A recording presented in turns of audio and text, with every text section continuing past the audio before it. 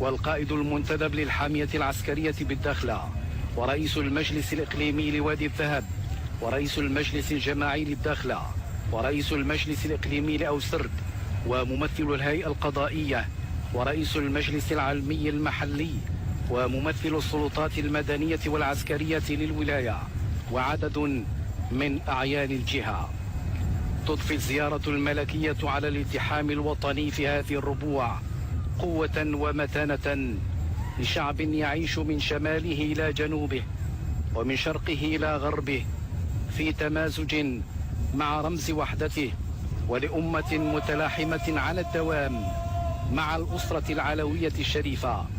المغرب اليوم يحتاج لسواعد كل أبنائه وطاقات كل جهاته، من أقصى المملكة إلى تخوم الصحراء الحبيبة الغالية، من أجل تنمية مستدامة تكفل له الانتفاع من تطور مع الأسرة العلوية الشريفة. المغرب اليوم يحتاج لسواعد كل أبنائه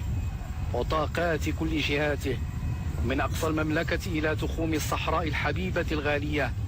من أجل تنمية مستدامة تكفل له الانتفاع من تطور اقتصادي ورقي اجتماعي